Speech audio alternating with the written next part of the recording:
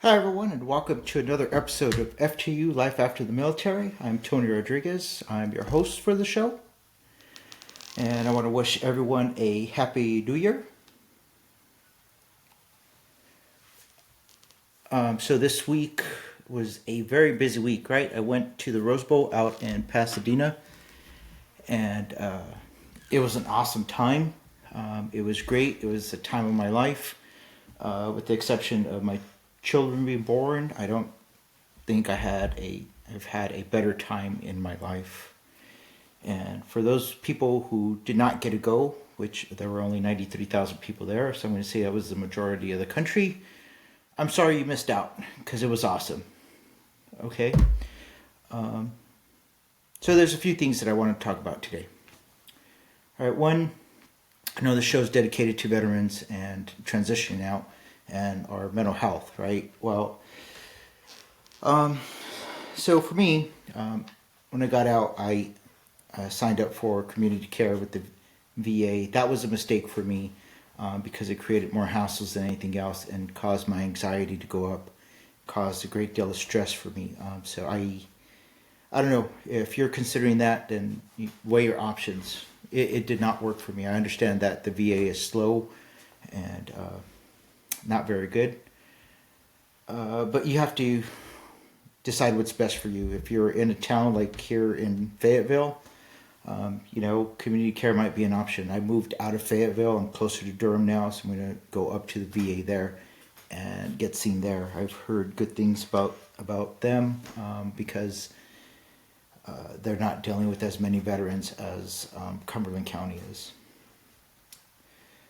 But with that, also be careful when you go in there, because the VA, they like to push pills on you, right? The first time I went in there, I was trying to set up an appointment for mental health, just to get some treatment. And first thing out of their mouth was, "Hey, do you have trouble sleeping? Do you want some Ambien? We'll give you some Ambien." It's like, whoa, ease up there, buddy. You haven't even heard anything I've said. I haven't told you anything, so how do you know if I need Ambien or not?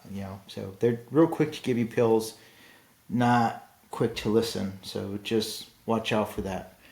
But for people who are dealing with, anxiety, PTSD, and anything else that might stress you out or just cause problems for you, right?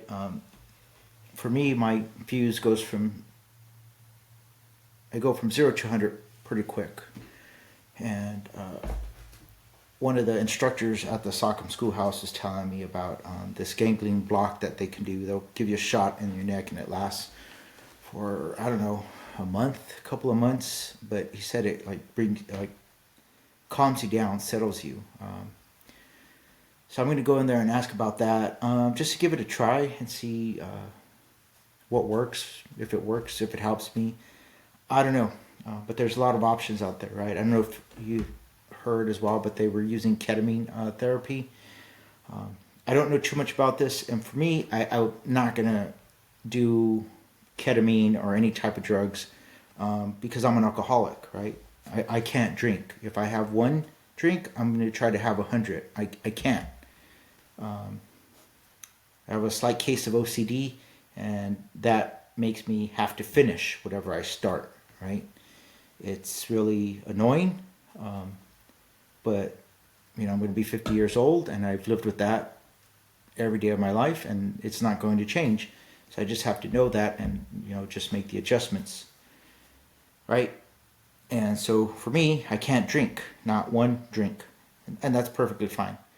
But along with that, I can't do any type of drugs, no narcotics. The worst I can do, or the strongest I can do, are NSAIDs, some acetaminophen, which is not an NSAID. Yes, I know all you Sockhams out there, acetaminophen is not an NSAID.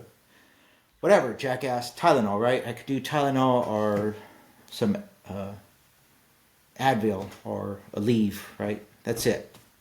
I can't do anything else. I do that, and I use some Tiger Balm, and that seems to help me out. But I can't do anything else, because if a little bit's good, then more is better, right? And well, that's not how drugs work. A little bit is good, and more is probably going to get you addicted or kill you. So for me, I'm not even messing with that. But when you go into the VA, ask them for other options and see what works best for you. I don't have all the options. I don't have all the answers. But if you just leave it up to the docs, they're going to get you in and out as fast as they possibly can. And they're either going to tell you, like my PA told me, well, this was when I was in the Army, told me that playing tuba in the marching band in college was a lot rougher than jumping out of airplanes for 21 years or being blown up by 2 IEDs and RPG. So yeah, I guess tuba players are the toughest people on the planet. I don't know. But either way, don't put up with their bull crap, and ask questions and demand for better service, because we deserve it. Okay, so that's all I'm going to talk about mental health today.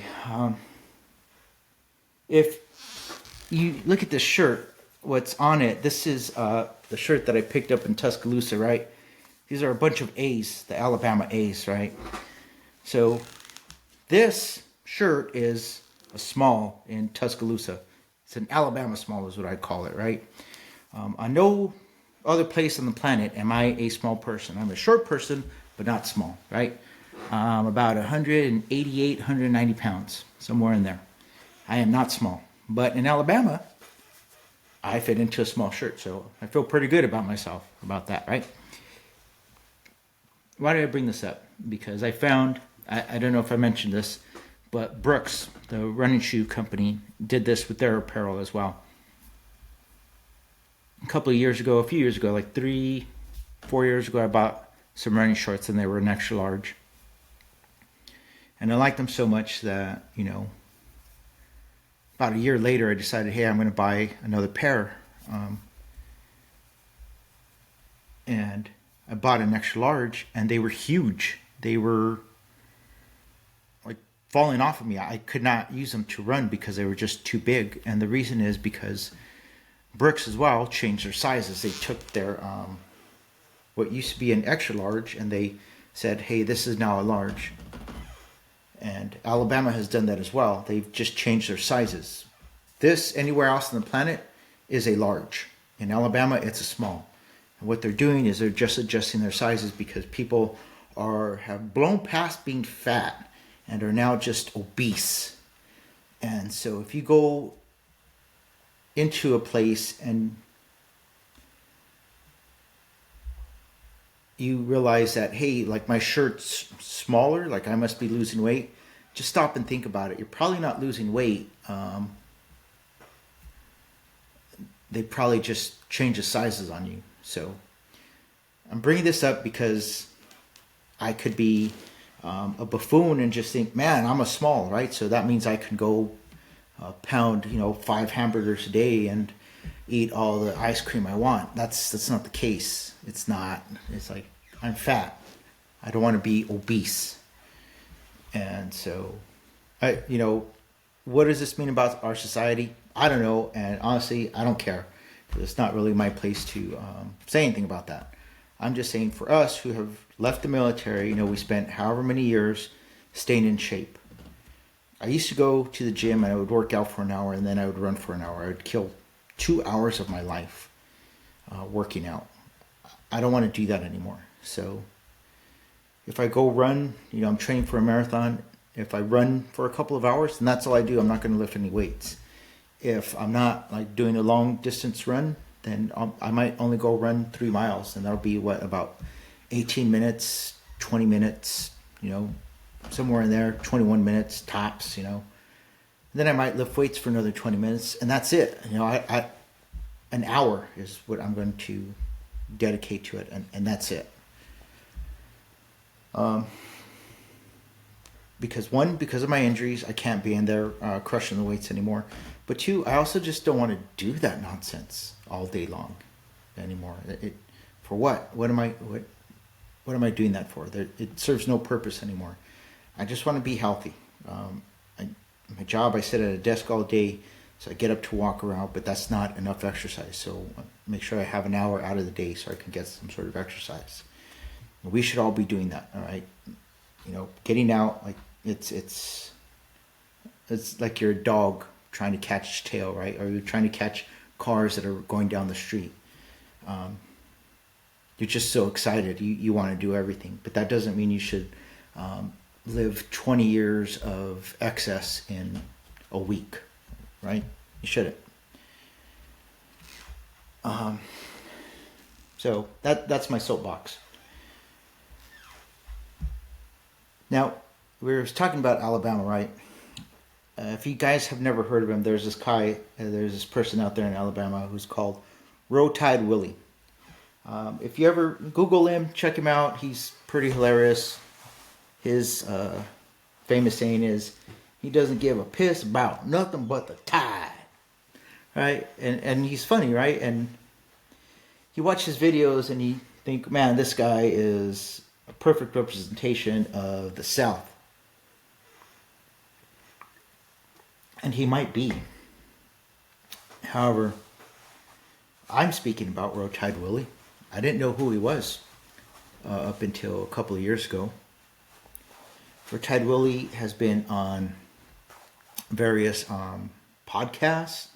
He was on Barstool Sports. He's on various clips on YouTube.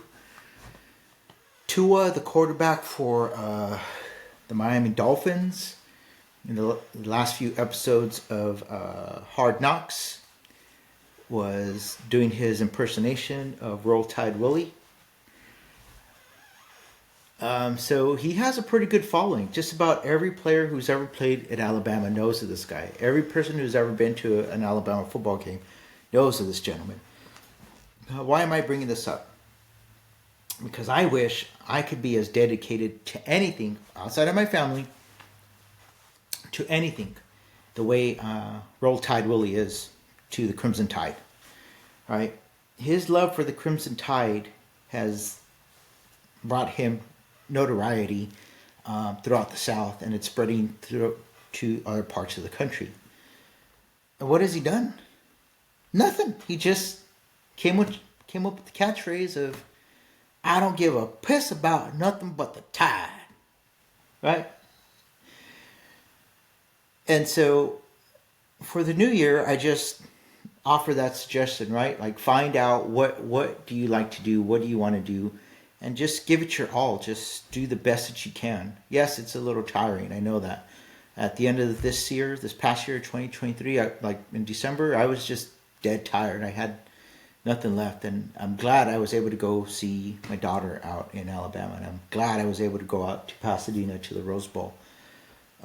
Because we need those breaks. We need those mental breaks to just relax and just do nothing and veg out, right? And I was asked, like, how were you able to go to that game? 93,000 people. So for anyone who's listening out there, I hate being touched. I hate it. If you touch me, I'm going to punch you in the face. All right? Do not touch me. All right? Accidental bumps, don't have a problem with it. But people who want to put their hands on my shoulder, there was a gentleman after the game at the Rose Bowl. A lot of people, Michigan won. There were about 60% of the stadium was filled with Michigan fans, and the other 30%, 40% was Alabama fans, right? So we're leaving, we're walking through, and people were walking by, go blue, go blue, go blue. It's like awesome, like celebrate. Your team won. You should celebrate. You should be happy. One gentleman, he's tall, and I guess he thought I was going to be afraid of him because he was about like 6'4", and I'm only 5'7". He walks by and he looks at me and he puts his hand on my shoulder and he says, "Go blue." I grabbed his arm and I said, "If you ever fucking touch me again, I'm going to fucking kill you, asshole." I was like, oh shit, right? And his wife saw the look on my face and she grabbed him and said, "Let's go right now." Not because I don't care. Your team won. You should be happy. Do not touch me. Do not touch me. Ever. This goes for everybody, not just for asshole Michigan fans. All right? If you touch me, I will kill you. You can take that as a threat. You can take that however you want.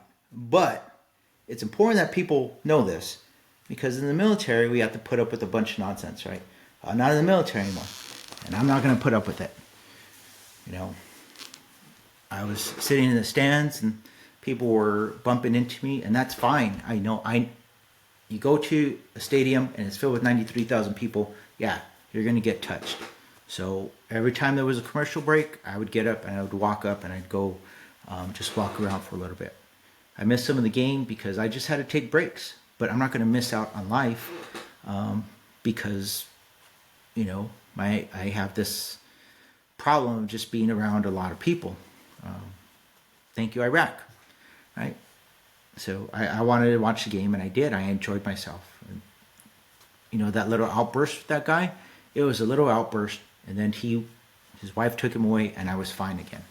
Why? Because I do not do well when people touch me. And plus, you shouldn't be touching anyone, right? I don't know when that became acceptable. It's never been acceptable, so just don't touch me and we'll be all right. Also, I thought it was quite hilarious because, again, on Twitter, I went on there and I said some of the Michigan players looked like hobos. And, you know, most people just, whatever, had fun. You know, because that's all Twitter is. It's social media. It's not reality. It's fake. It's nonsense, right? It's make-believe. But there were actually some people who were like upset and tried to shame me, and that's fine, I guess. But that's one of the benefits of the military is it like toughens your skin. Like you're just calloused, right? You're physically, mentally, and emotionally calloused. And plus, like I said, I went to the Special Operations Combat Medics course.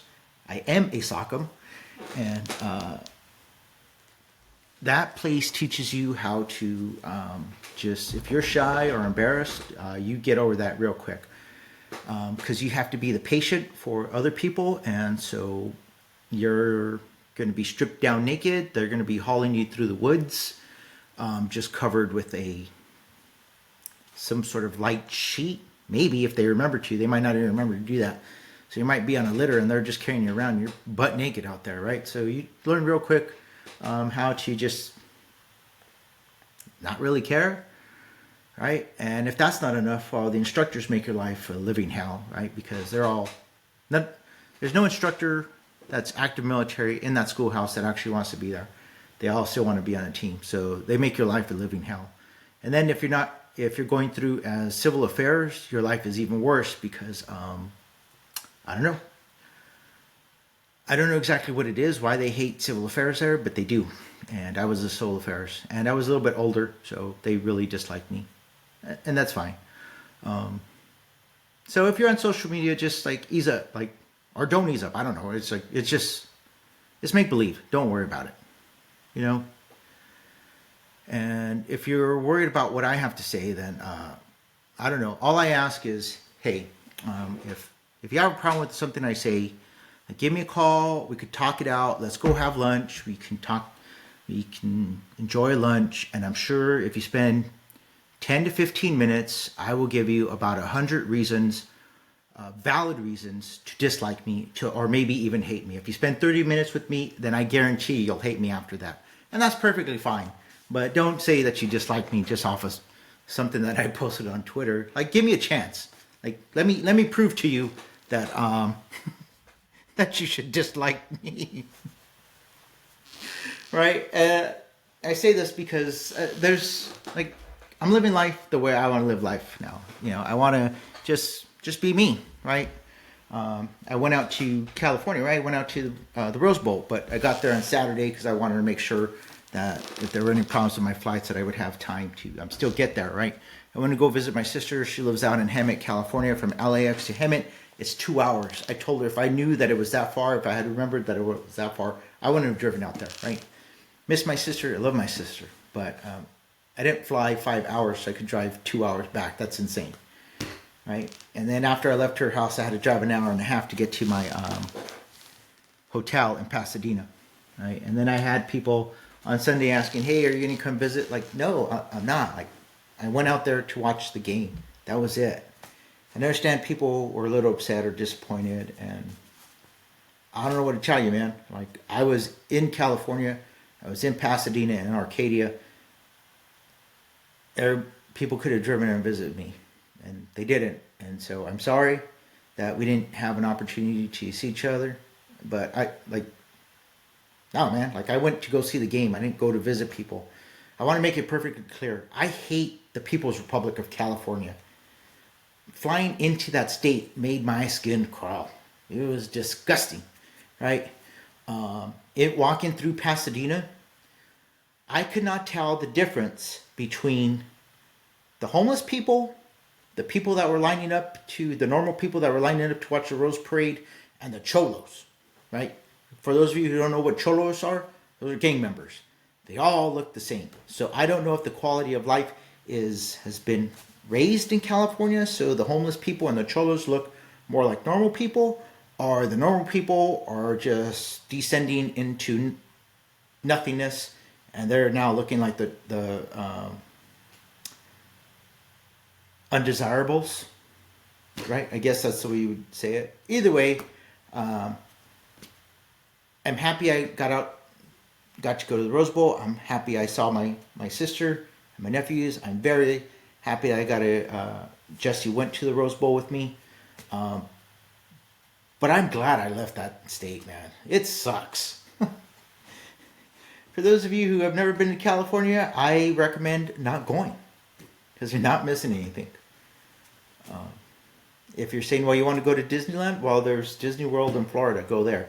No? Then how about the one in Japan? No? Well, there's one in China too. How about the one in France? You have plenty of options. You don't have to go to California. That place just blows. So, with that being said, this is the first episode of the new year. I'm trying to keep them short, about 20, 25 minutes. Just go out, enjoy life, right?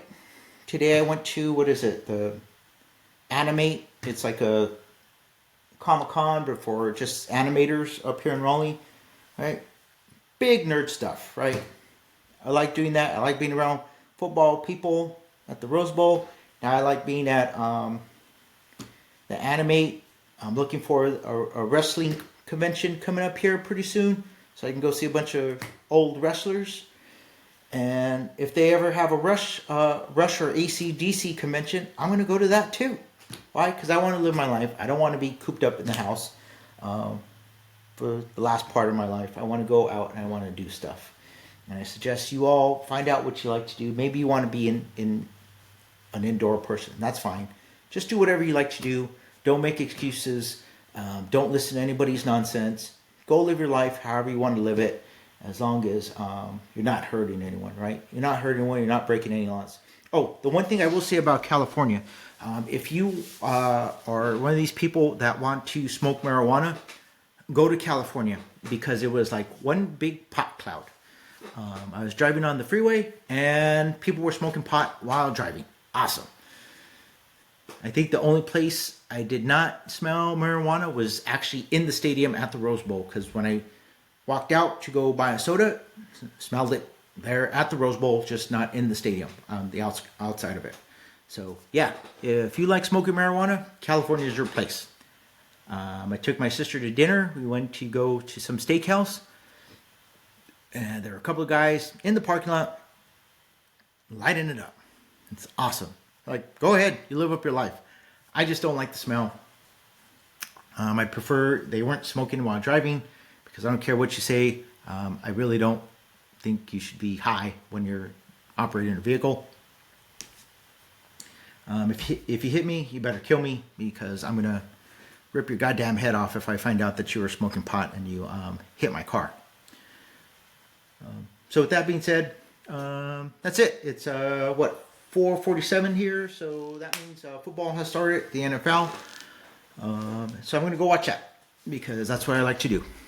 So again, take care of yourself. Identify what special skill or what special quality you have. Maximize it to its fullest potential, and I know you will be successful. Okay? I want to give a shout out to my daughter Ashley, her final semester at Alabama, and she'll be graduating this May. And then we're going to find out what school she picks for graduate school. I'm hoping Duke, but I'm no pressure wherever she wants to go, right? Because what's better than going from the Crimson Tide to being a Dookie, right? She could be the, I don't know, the Crimson Blue Devils. Whatever, right? I don't know. We'll see. But I just want to give her a shout out. I love her. Love you very much, Ashley. I love you too, Turtle. If you're listening, I love you. I'm very proud of you. Take care of Jean Jean. And for everyone else, we'll talk to you later. Zot, zot, zot. And roll Tide. Because I don't give a piss about nothing but the Tide.